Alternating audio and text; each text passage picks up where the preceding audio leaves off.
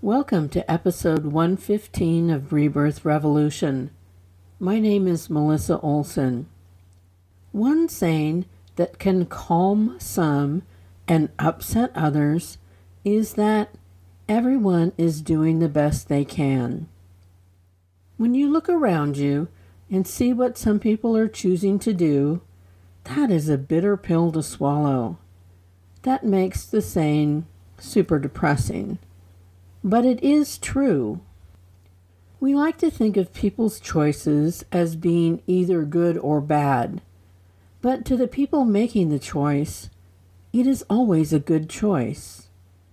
Everyone else on earth may see the error of their ways, but they do not. They still see the potential outcome of that choice tipping in their favor, which for them makes it a good choice. Such is life when you are still working at the lower levels of spiritual awareness. When you are at the lower levels of awareness, you do not recognize the concept of accountability, let alone honesty, integrity, empathy, or humility. These concepts are not yet in your tool chest or your reasoning. You are looking out for yourself and only yourself when you inhabit the lower levels. You feel that any means to an end is a valid life path. You still think that the struggles you face can be solved with more money, power, or status. You don't yet understand the traps that those can be. You just want them at any cost. When you are at the lower levels, you do not put any relationship ahead of achieving those goals. The people in your life are simply there to be used in your schemes. One of the problems in the collective culture is that we often fail to see that many of those who have amassed money, power, and status did so because they did not possess any of the character traits that would make doing so difficult. We mistakenly equate what they achieved with their character. These are two very separate things. It is much easier to hit someone over the head and take their money than it is to figure out a way to make money that is honest, based in integrity, and a way that hurts the least number of people possible. Character traits can make everyday life much more complicated. It's like you were playing an advanced version of the game with many more rules that must be followed for your soul to advance. It's not impossible to keep your soul in great shape while making your way in this world. It is just more difficult. It takes more thought. It takes the skill of being in touch with your best self at all times. The upside of doing it the right way is that you can enjoy your accomplishments while still being able to look yourself in the mirror. If you achieve success while inhabiting the higher levels of spiritual awareness, you will draw to you other people who are at similar levels, which beats surrounding yourself with the worst of the worst. People who are working at the lower levels can only draw to them those who are of a similar level. So they must be suspicious of everyone because they know how bereft of character they are. They know that those around them would do anything to get what they have, and they will do it by any means necessary. But here's the thing. People are all doing the best they can. Even those at the lowest levels are doing their best. It just isn't what we would objectively consider the best. They are making choices that make perfect sense, considering the lack of attributes and the distorted lens that afflict those at the low levels.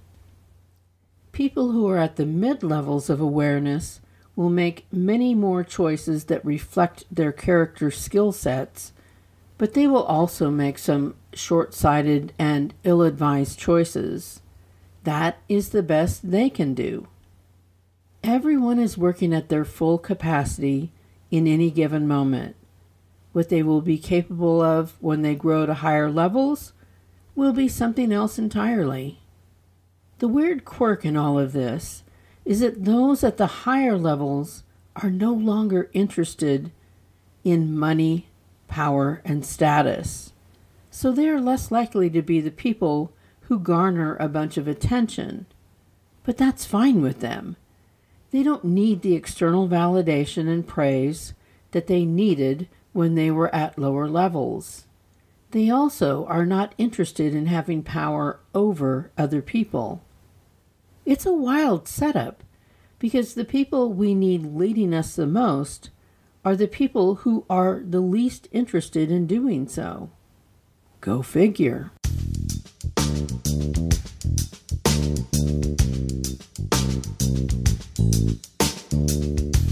Lately, when I look at the news and commentary about the world around us, it occurs to me that before most people can take the steps they need to take to grow to a higher level of spiritual awareness, they must first confront and make peace with the trauma they have endured by simply being human.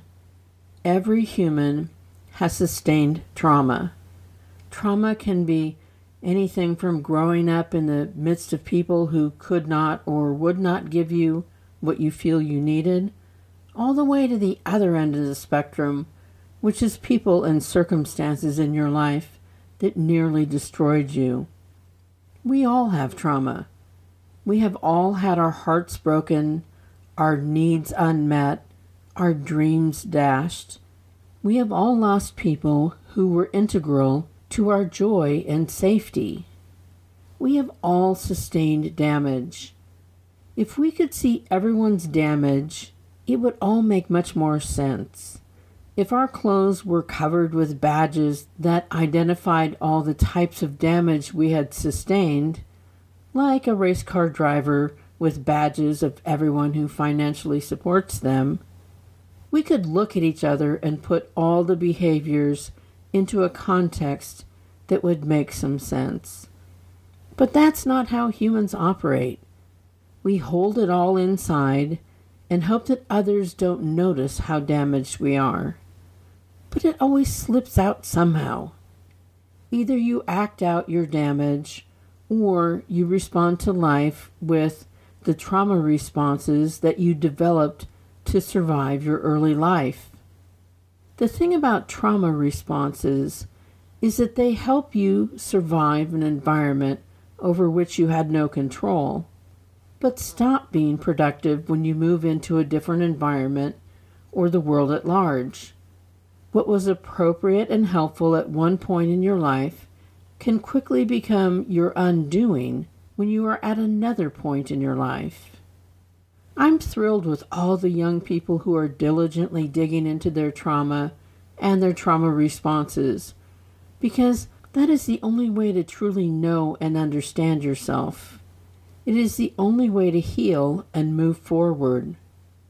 Fixing and moving the planet forward has to start with each of us putting ourselves under the microscope in a loving way. If we can individually recognize our talents and passions, accept full accountability for our choices, and heal our many wounds, clearing out all the shame pockets, we will be renewed. Understanding our reactions to what has already happened to us will help us heal ourselves, which in turn will heal the collective.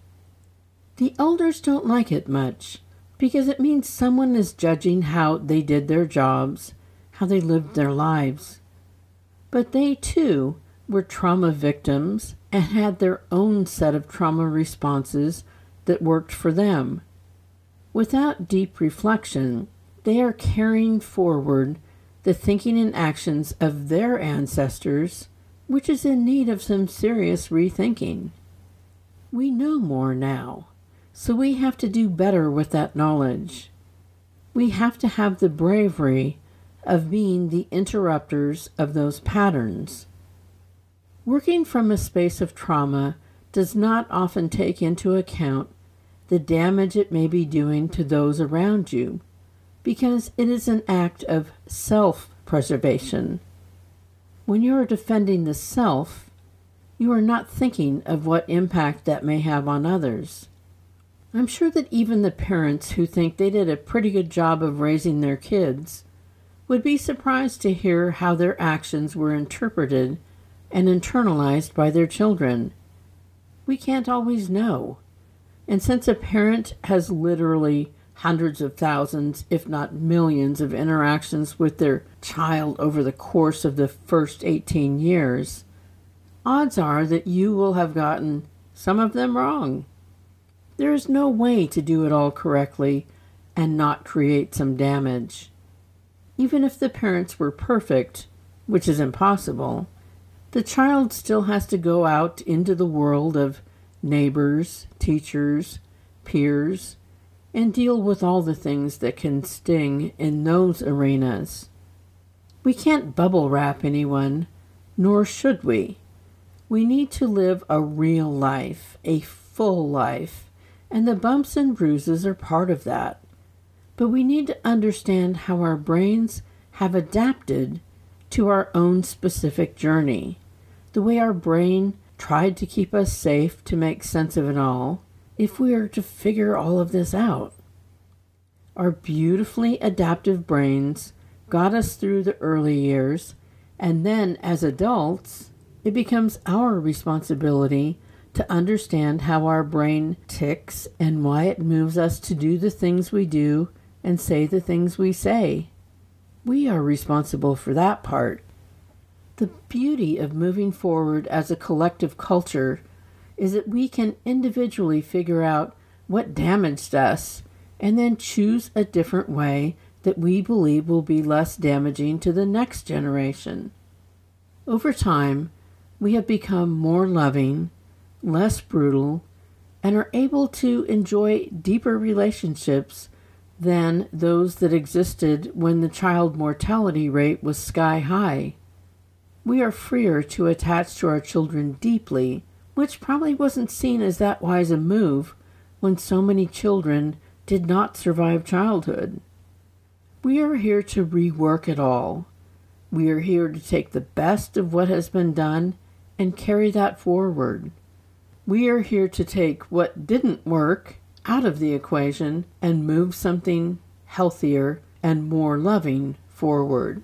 This is how we not only heal the culture, but we heal the past wounds that were caused by and suffered by our ancestors. We have the power to heal the past, the present, and the future.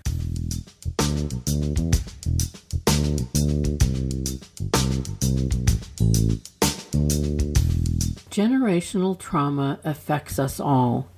And by all, I mean everyone who is here now and everyone who has ever been here.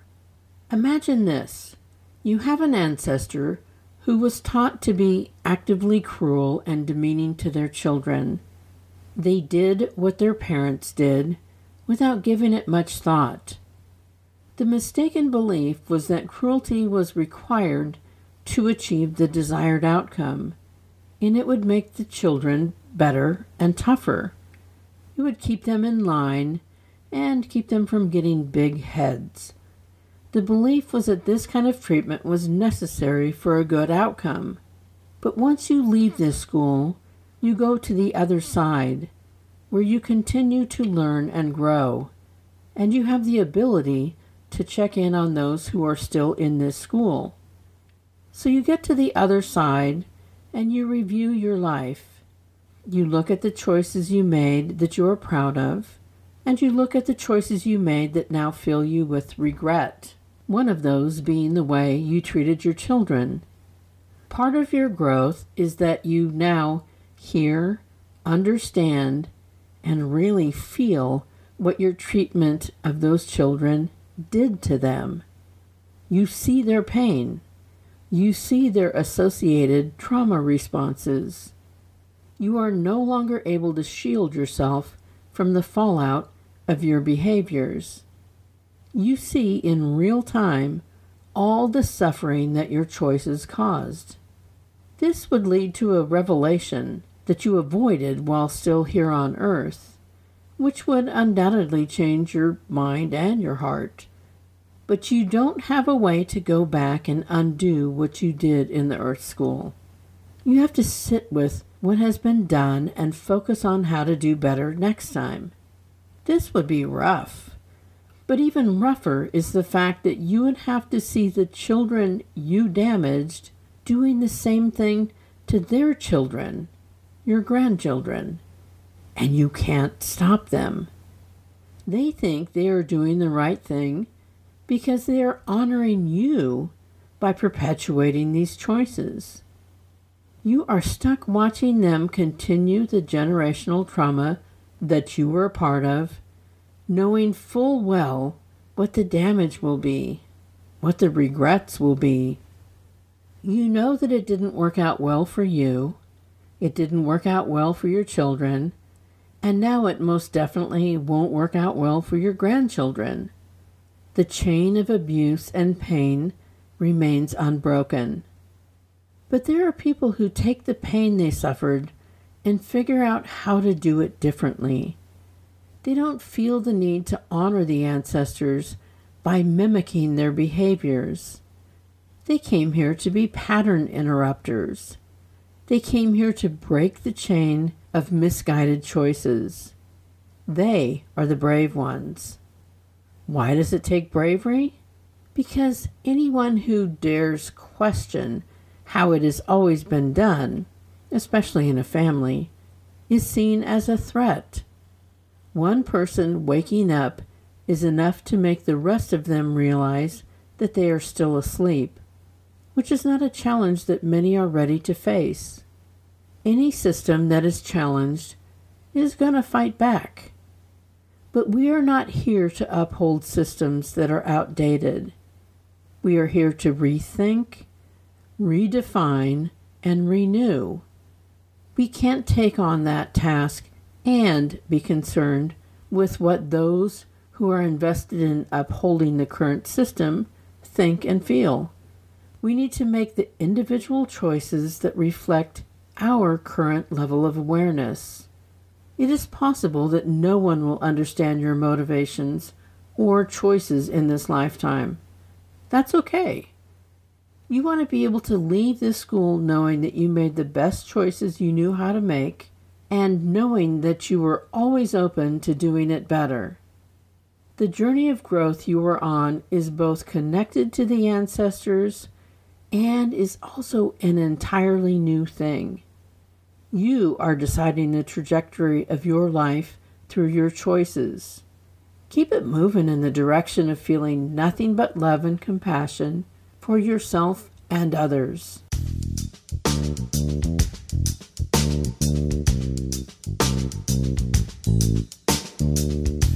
Thanks for returning for another week of Rebirth Revolution. I appreciate each and every one of you. You can always let me know how you're doing by emailing me at rebirthrev@gmail.com. I'd love to hear from you. Rebirth Revolution can be found on all the podcast apps, the music apps, and full episodes are found on YouTube and our Facebook page. Please subscribe, download, and share whenever possible. Until next week, examine the practices that caused you pain. Examine your involvement in systems that bring pain.